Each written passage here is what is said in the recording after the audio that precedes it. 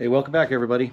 So out here in the trailer, car fits in the garage, but I got a bunch of other stuff in there, so the car can't go in the garage right now. So anyway, out here trying to fix some issues. I'll show you the issue after I get done here, but I'm going to kind of explain what's going on.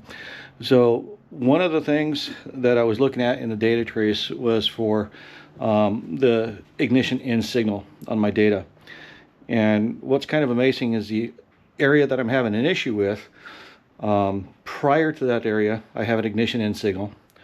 And then after that area, I have an ignition in signal. But the entire time that it's not wanting to go, not wanting to run, there's no ignition in signal.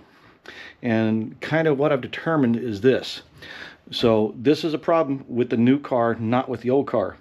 So let me turn this around and I'm going to show you what I'm talking about.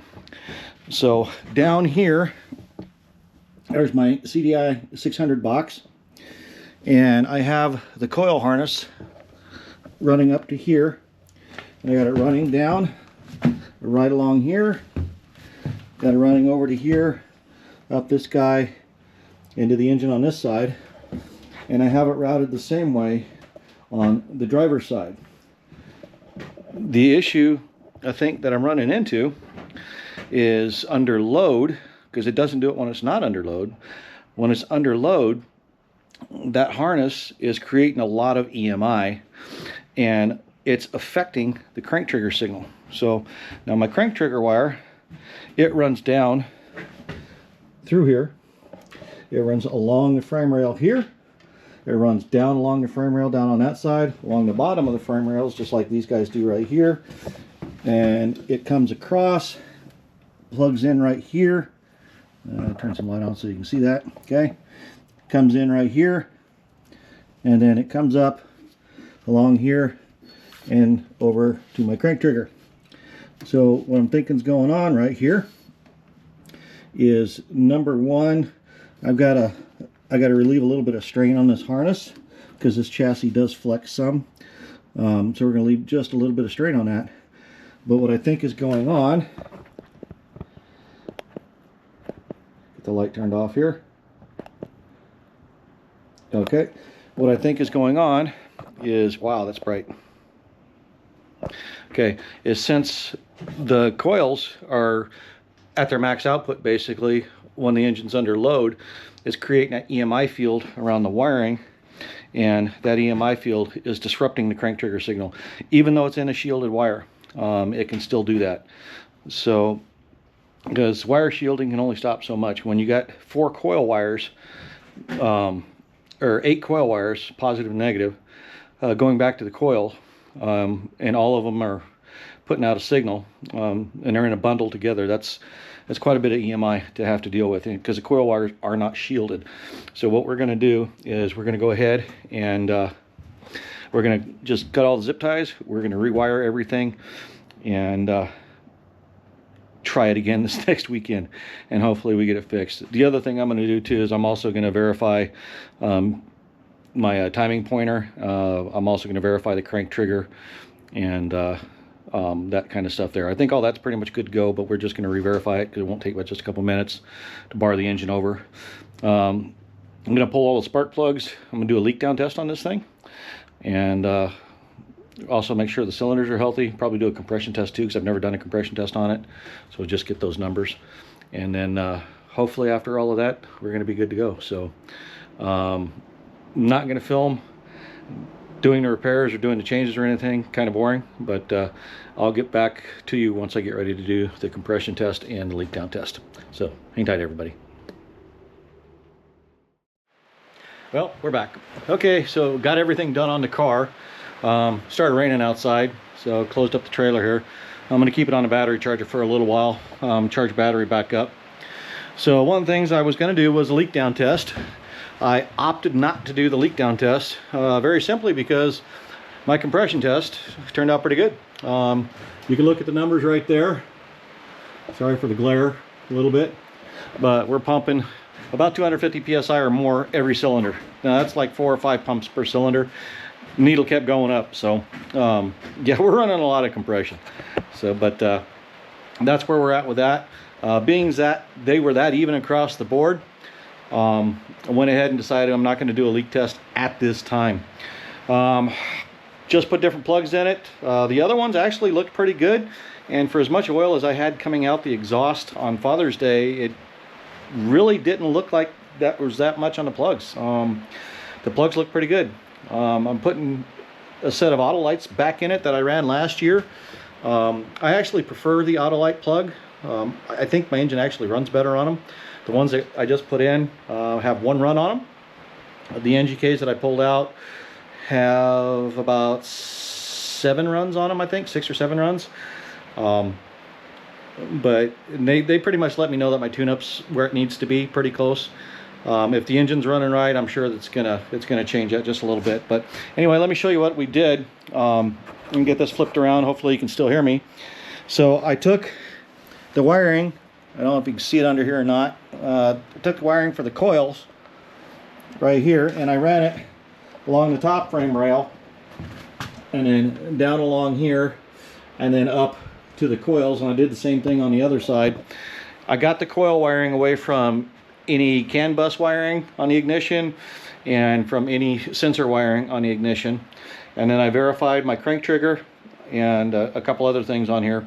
So hopefully that takes care of it, because pretty much what was happening, or at least I could tell what was happening after looking into it and looking at the data and everything, is there was pretty much no cam signal at all. So we address that. Hopefully this takes care of it, and we'll know this next weekend when we go out.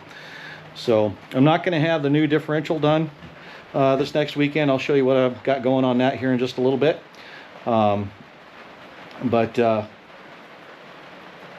hopefully the car's running right. The engine looks pretty healthy. The oil was milked really bad, worse than I've ever seen it. But fortunately, there wasn't really anything in the oil other than alcohol and oil, a little bit of water from condensation. So fresh oil going in. Once this thing is running right, it doesn't milk the oil like that. So that tells me I had some issues, definitely had some issues going on. And most likely in the ignition and all of that stuff. I'm going to hold off pulling the power grid controller out of my daughter's car, because it appears that mine was doing exactly what it's supposed to be doing. Excuse me. Excuse me. Got allergies kicking up a little bit, so mine was doing exactly what it was supposed to be doing when it's supposed to be doing that. And just looking at the data, there wasn't the issue going on was I was losing a trigger signal, and that could absolutely be caused by the coil wires passing too close to sensor wires. So that's what we did, is I relocated them, got all of that cleaned up. So hopefully that addresses the problem. We'll see. I guess we'll find out the hard way. But either way, it's done. We're ready to go. Just got to button the car up here, and not in a big rush. Going to work on that throughout the week. Just take your time and get her all buttoned up and get it ready to go for the 4th of July. 2-day event. Looking forward to it. Hopefully I can pull off a few more W's and maybe bring home another trophy or two. I am in the points lead by 1 little point, and we can't have that. We gotta pad that lead just a little bit. So hopefully we can make that happen this coming weekend. But either way around it, we're getting stuff figured out slowly. New car blues, it happens, you know, and it's going to be what it's going to be.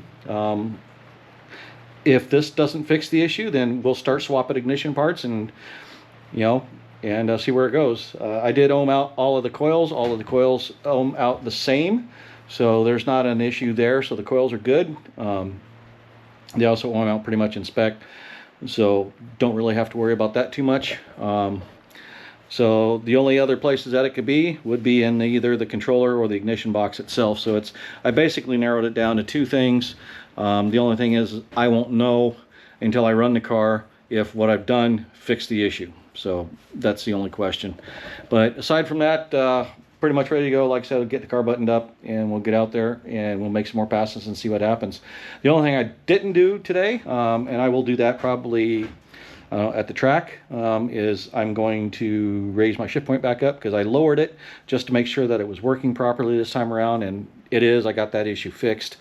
The engine just wasn't RPMing this last time around, so hence no shift on on the run. So if we get it fixed and it runs, we should be back in the 6-second zone where we belong. So anyway, I'm gonna go ahead and cut out here for a minute. Next time you'll see me, I'll be in there. I'll show you what I got going on with the differential. Be back in a few. Alrighty, I'm back here in the garage. Here, let me get some light on. There we go. Now we can see. It looks like a bomb went off in here. I'm going to be perfectly honest. It's a mess. I don't have anywhere to put anything right now, so I'm just kind of making it do best as I can until I get some stuff cleaned up and get some stuff out of the way. So, speaking of, old car right there, championship car from last year. It's supposed to be sold. The guy that's buying it from me was supposed to make the last payment on it last weekend and pick up the car. Hasn't reached out to me, hasn't contacted me. Supposed to make a payment every month, and so far hasn't made a payment this month. So I don't know what's going on. I seen him at my buddy Jay's celebration of life for his dad, and he said he was going to have some money for me, but doesn't have any. So until then, the car sits here, and I'm currently using the differential out of it. So let me show you what I got going on here. Let's see if I can make something of this mess. So what I did is I bought a brand new Strange Ultra case right there. Oops, where is it? There you go. Brand new Strange Ultra case. Bought the whole kit, came with a pinion and everything, pinion carrier and all that. So far what I've gotten done is I've got the pinion installed, but I don't have, I've got the shims in it, but I don't have the coupler on it or the nut. Haven't gotten that far yet. Kind of show you the parts inside here. So if you're looking at this real closely, I've got the pinion in. I've got this little shim in here, which goes along with this picture. It says, you know, oriented that way. And then I got the bearing in here. So this carrier right here, this pinion carrier, uses an angular contact roller bearing for the rear bearing. And then it uses a tapered bearing for the front. Now what Strange has you do on that front bearing is they have you actually take and use some memory cloth or something and sand the pinion down until that bearing is a slip fit over the pinion. Now normally it's a press fit, but in this case we've done it as a slip fit. And the reason being is once the pinion, the way the Strange does this thing is once you have this, the rear pinion, the bearing on there, you press the pinion into the housing, and then the pinion stays in the housing, and you just pull the front bearing to change the shim pack, because this uses a solid spacer with a shim pack instead of a crush sleeve. Crush sleeve is old technology, and it's used for manufacturing because it's quick and easy. When you're setting up a differential, you want to use a shim pack or a solid spacer or a combination of the two to set your pinion bearing preload. Much easier. Then it's set and it's done. The only thing I need to do is take the pinion, or not the pinion, but the excuse me, I can't think, my coupler off the other rear end, which is also a Strange Ultra case, the 390. I need to take the coupler off of that, put it on here, tighten it down, check my rotating torque, and then manipulate the shims until I get it right where I want it. I was going to work on that tonight. I'm not going to right now. I did this a little bit yesterday. I wasn't feeling too hot yesterday. I started getting kind of tired and started kind of almost making mistakes that were going to cost me some money, so I decided to hold off. Doing the same thing tonight. I got the work done on the car that needed to get done. It's got a rear end in it for now. Same gear ratio as the new one. It's just the one out of my old car, which it'll go back in the old car after the 4th of July weekend, because I'll have 2 weeks before I have to do anything at that point. And we'll go ahead and throw it back in. I did get to try out my new Smithy. I bought a Smithy Granite XT 340, 3-in-1. Right here, let me get it uncovered a little bit so you guys can see it. Ta-da! Right there. Been wanting one of those for, I can't tell you how long, forever. And what was really nice about this one is I was able to take and chuck the pinion up in the lathe, put the live center on it, and spin the pinion while holding the emery cloth on it, and sand the pinion down, and made it nice and easy. Gave me a nice polished finish on the pinion, and it got the bearing so it was a slip fit, and it was just like way too easy. So nice thing about this guy is he's going to get used quite a bit. We're going to be using him to make stuff for other people as well as for my program. So if I need a spacer for something like this, I'll be able to make a spacer for that. I'll be able to make all kinds of stuff. So it's pretty exciting. I'm really excited about getting that and getting it set up. I just got it hooked up to run through an extension cord right now. My daughter's actually going to wire it up, so it's hardwired, but that's when she's got time. She's got a lot going on too, so we'll get to that as soon as we get the chance. But either way, like I said, I was able to chuck the pinion up in it and get the pinion sanded down like it needed to be, and it's going. It's, you know, we just got to get everything set up now. So it won't take me too long to get the differential set up once I get the pinion set properly. Like I said, my allergies have been kicking in and feeling kind of run down, so just doing what I can and calling it good for the day at that point. So, and that's what we're going to do here. So anyway, thanks for tuning in. Please like, comment, share, and subscribe. Help me grow the channel, folks. Don't have a whole lot of subscribers yet. I'd like to see more. I'm working on trying to get more content for you, but again, it's one of those things is I got to work too, and I just do this for fun. So hopefully we'll reach out to a little bit more of you, and we'll get more of this content going, and you guys will tune in a little bit more. So anyway, please like, comment, share, and subscribe. Share this with your friends. Let's spread the word that we do race up here in Alaska. We got some fast cars, and mine's one of them. So anyway, see you on the next one, folks.